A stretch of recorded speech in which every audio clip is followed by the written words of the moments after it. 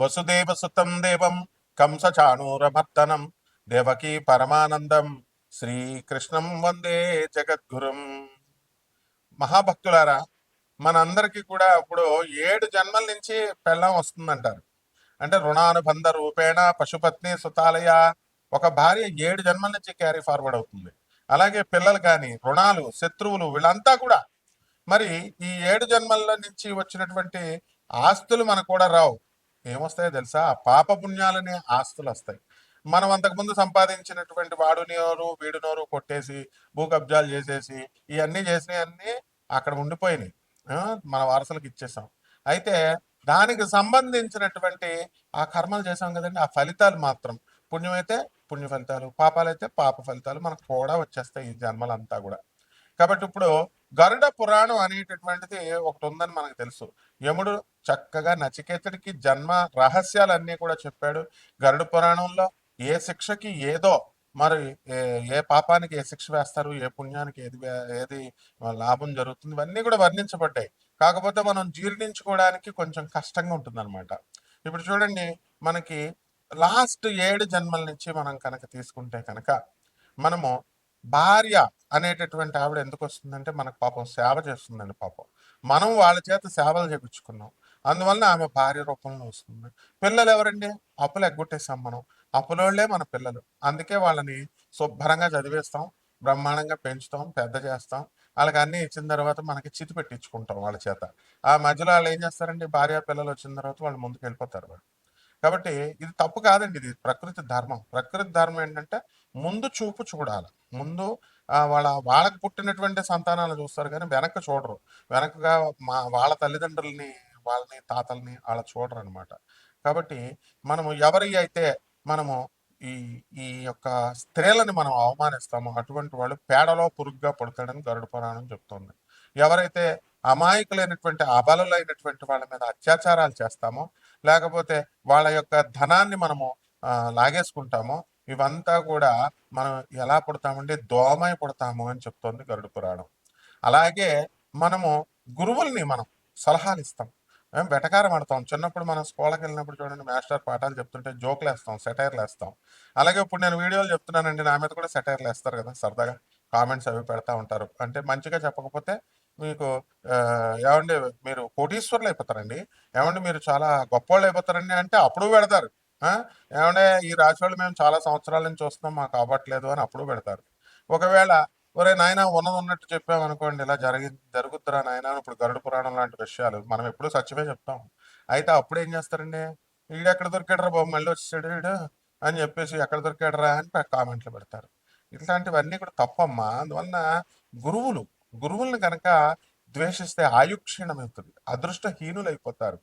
అందువలన చాలా నష్టాలు జరుగుతాయి. మా నోటితో చెప్పకూడదు, ఎందుకంటే చెప్తే అలెక్కే చిట్టి పికిల్స్ లాగా అయిపోద్ది అనమాట మీ బతుకులన్నీ కూడా.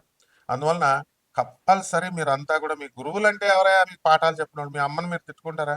మీ నాన్న మీరు తిట్టుకుంటారా? మీకు పాఠాలు చెప్పిన మేస్టర్ని తిట్టుకుంటారా? ఒక మహానుభావుడు నాకు పెడతాడు, ఎవరు మీరు సోదెక్కి వేసేస్తున్నారండి బాబు. మరి ఇక్కడ మీరు జాతక రాశి ఫలాలు పాయింట్ చెప్పట్లేదండి. మహానుభావ, మహాపురుషోత్తమ, నీవంటి గొప్పవాడు గురువులకి సలహాలు ఇవ్వకూడదు నాయన. ప్రొఫెసర్ నేను, మరి సలహాలు ఇస్తే ఎట్లా? అక్కడ మంచి అంటే నువ్వు చాలా కోటీశ్వరుడు అయిపోతావు, నువ్వు చాలా గొప్పవాడు అయిపోతావు అని చెప్తే నువ్వు ఏం దానాలు చేసావు? నువ్వు పూర్వజన్మలో దానాలు కూడా చేయాలి కదా. ఈ జన్మలో ఏం చేసావు చెప్పు? అనాథలకి ఎవరికి చేసావు? దానాలు చేయవు. పంతులకు మాకు ఫీజు ఇవ్వవు. తర్వాత సలహాలు మాత్రం ఇస్తావు. అసలు మేము స్క్రోల్ చేసే నెంబర్ ఎందుకు వేస్తాం? పాపం నిత్య అవసరంలో ఎవరైతే బాగా కష్టంలో ఉంటారో వాళ్ళు పాపం వాళ్ళ సజెషన్స్ అడిగి మా సలహాల ప్రకారం వింటారండి. అన్కండిషనల్గా నాన్ కమర్షియల్ ఆస్పెక్ట్తో మనం డబ్బులు తీసుకోకుండా ఫ్రీగా చెప్పేటటువంటి జ్యోతిషానికి నీలాంటి వాళ్ళు ఎందుకు సలహాలు చెప్తారు నాయన? కాబట్టి చాలా దారుణమైనటువంటి నరకానికి వెళ్ళిపోతావు నువ్వు. ఎంత అంటే మామూలుగా వ్యాధి, ఆ జ్యోతిష్యాన్ని కానీ, గురువుని కానీ, వైద్యుడిని కానీ ఎవరైతే ద్వేషించినా, వాళ్ళకి సలహాలు ఇచ్చినా వాళ్ళంతా ఏమైపోతారో తెలుసా? ఆయుక్షీణం అయిపోతారు, అదృష్టహీనులు అయిపోతారు. అండ్ డాక్టర్ని కనుక ద్వేషించినట్లయితే వాడు పైకే పోతాడు. కాబట్టి భయపెట్టడాలు గీపెట్టడాలు ఉండవు, మనదంతా స్ట్రైట్ ఫార్వర్డ్. కాబట్టి ఈ యొక్క ఎవ్వరి అయితే పుస్తకాలు దొబ్బేస్తారు చాలా మంది చూడండి. దొంగ పువ్వులు దొబ్బేస్తారండి. తెల్లారుజామున 5:00కల్లా లేచి పాపం ఓనర్ చెట్లు పోసుకొని, నీళ్లు పోసుకొని చెట్లు అంతా చేస్తే కవర్లు వేసుకొచ్చి వాకింగ్ అని చెప్పి వాళ్ళు మొత్తం అసలు ఓనర్‌కి 2 పువ్వులు వచ్చినట్టు మొత్తం కోసేస్తారు. అప్పుడు ఏమవుతుందో తెలుసా అండి? మీరు చేసే పుణ్యం అంతానేమో ఓనర్‌కి పూజల వల్ల వచ్చే పుణ్యం. మీకేమో పాపమే, దొంగతనం పాపమే. తర్వాత ఏమైపోతారండి మీరు? మిడతైపోతారు. గరుడ పురాణం చెప్తుంది. మా గురువుగారు గరికపాటి నరసింహారావు గారు కూడా దొంగ పూలు కొయ్యొద్దమ్మా అని చెప్పారు. అప్పటి నుంచి కొంత తగ్గింది. ఇంక మిగతా వాళ్ళు కోసేస్తున్నారు అనుకోండి.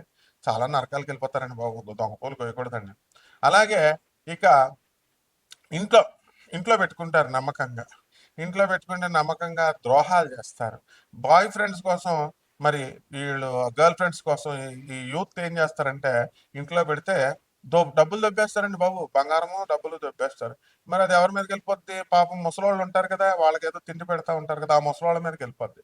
ఆ ముసలోళ్ళని తిట్టేస్తారు వీళ్ళు ఇంటి యజమానులు. మనవరాల్ని మనవడిని ఏమనలేక. కాబట్టి ఇలాంటివన్నీ కూడా మహాపాపాలు అయిపోయి నెక్స్ట్ జన్మలో వికలాంగులు అయిపోతారు. ఇది అన్ని గరుడ పురాణం అన్ని క్లియర్ గా చెప్తుంది.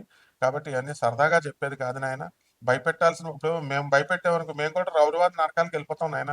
భయపెట్టేది లేదు. ఉన్నది ఉన్నట్టు చెప్పకపోతే రౌరవాది నరకాలే మాకైనా సరే. కాబట్టి యూట్యూబ్ లో ఉన్నటువంటి మహానుభావులు మొత్తం జ్యోతిష్యం చెప్పేటటువంటి వాళ్ళు, ప్రవచనాలు చెప్పేటటువంటి వాళ్ళు ఎంతో కష్టపడి ఎంతో పరిశ్రమించి రోజులు రోజులు పుస్తకాలు బట్టీలు కొట్టి చిన్నప్పటి నుంచి గురువుగారు పాళ్ళు పిసికి అన్ని నగ్న సత్యాలు చెప్తున్నారు నాయన. నగ్న సత్యాలు చెప్తున్నారు. కాబట్టి వాళ్ళు అలా చెప్పలేదనుకోండి రౌరవాద నరకానికి వెళ్ళిపోతారు వాళ్ళు కూడా. కాబట్టి ఈ విషయాల్లో చాలా జాగ్రత్తగా ఉండాలా. గరుడ పురాణంలో ఎవరి అన్నం అయితే మనం దొబ్బేస్తామో అటువంటి వాళ్ళు మనం అన్నం లేకుండా నెక్స్ట్ జన్మలో చాలా బాధపడతాం. అంటే అన్నం అంటే అన్నం ప్లేట్ కాదండి దొబ్బేయడం. అవతల వాడి యొక్క శ్రమను దోచుకోవడం. అవతల వాడికి వాడు కష్టపడి సంపాదించుకుంటాడండి ఇల్లు. కొంతమంది రాజకీయ నాయకులు, రౌడీ షీటర్లు, చెడ్డోళ్ళు ఉంటారు కదా, వాళ్ళు దొబ్బేస్తారు కదండి స్థలాలు అవన్నీ. వాళ్ళకి నెక్స్ట్ జన్మలో ఫుడ్ ఉండదండి.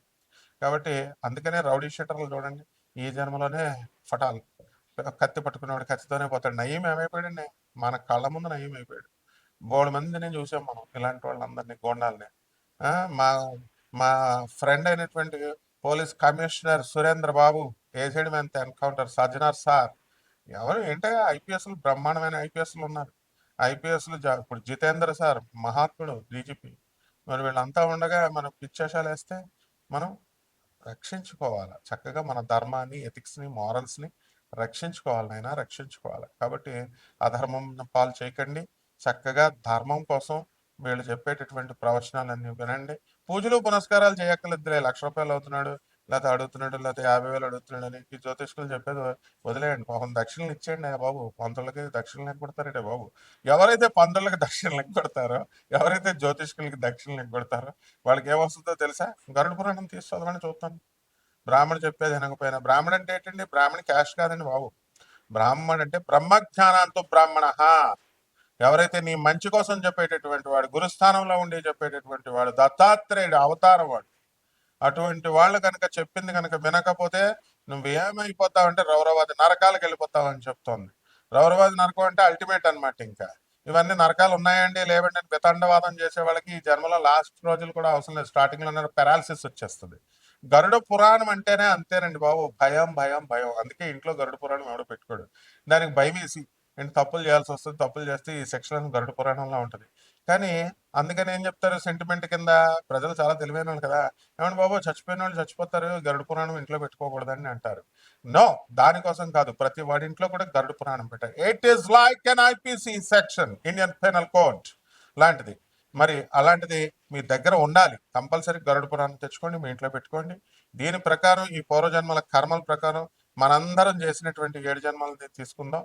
మరి దాని యొక్క ప్రభావాలన్నీ కూడా ఈ రాశుల మీద నక్షత్రాల రూపంలో, మళ్ళీ అలాగే ఈ యొక్క గ్రహాల రూపంలో మనకి చూపిస్తాయి. ఈ 2025వ సంవత్సరం అంతా కూడా ఇవి మనం చేసినటువంటి పాపాలను బట్టి ఏ రాశుల వాళ్ళని ఎలా ఇబ్బంది పెడతాయి అన్నది మనం ఈ వీడియోలో తెలుసుకుందాం. ఒక్కొక్క రాశికి విడివిడిగా చూడండి. కన్యా రాశి వారండి, ఈ రాశి వారికి మనం గత 7 జన్మల పాపాలు ఈ కన్యా రాశి వారిని ఎలా పీడిస్తాయి అనేటటువంటి చూద్దాం. చాలా మందికి నడువు నొప్పులు వస్తున్నాయి, వెన్నుపూస నొప్పులు వస్తున్నాయి, మోకాళ్ళ నొప్పులు వస్తున్నాయి. ఇవంతా కూడా పూర్వజన్మ కృతం పాపం రోగరూపేణ పీడిత అన్నారు. కాబట్టి చాలా జాగ్రత్తగా మనము ఈ రోగాల బాధ నుంచి మనం రక్షించుకోవాలండి. అలాగే ఈ కన్యా రాశి వారికి మనకి బుధ, శుక్ర, రాహు, శని గ్రహాలన్నీ కూడా మనకి మీనరాశిలో ఉండడము. ఆ తర్వాత మే 30 తర్వాత 2025 సంవత్సరంలో రాహు మనకి శని కుంభరాశిలోకి రావడం జరుగుతుంది. అప్పుడు కేతు కన్య నుంచి మనకి ఈ యొక్క సింహరాశిలోకి వెళ్ళడం జరుగుతుంది. అండ్ కుజుడు చక్కగా మనకి లాభస్థితిగతుడై నీచపట్టి ఉన్నాడు.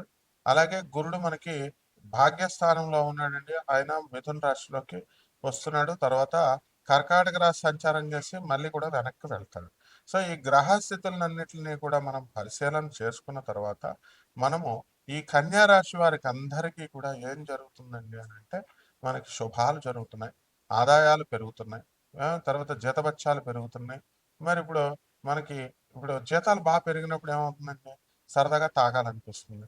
మరి గాంధీ జయంతి, శ్రీరామనవమి ఇలాంటి పండగల్లో వైన్ షాపులు అన్నీ కూడా మూసేస్తారు. కాబట్టి అది కూడా పూర్వజన్మ కృత పాపమే. అందువలన మనం ఏది బాధపడకూడదు. శుభాలు జరిగితే శుభాలు, లేకపోతే లేవు అన్నట్టు ఉండాలి. న్యాచురల్ గా బతకాలండి. అండ్ నెక్స్ట్ మళ్ళీ ఈ యొక్క ఈ ఈ కన్యా రాశి వాళ్ళు భార్యాభర్తల మధ్య కొట్లాటలో జరుగుతున్నాయండి.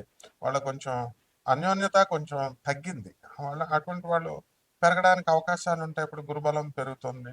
కాబట్టి జాగ్రత్తగా మనం ఈ రైతులు చూసామనుకోండి, ఈ రైతులంతా కూడా కాస్త పరిస్థితి అనేటటువంటిది మే 30 తర్వాత మనకి రైతుల పరిస్థితి బాగుంటుంది. మంచి మిరపకాయ పంట ఇలాంటి పంటలు అన్నీ కూడా బ్రహ్మాండంగా పడతాయి. ఏమండి సినిమా యాక్టర్లు వాళ్ళ పరిస్థితులు బాగుంటాయి.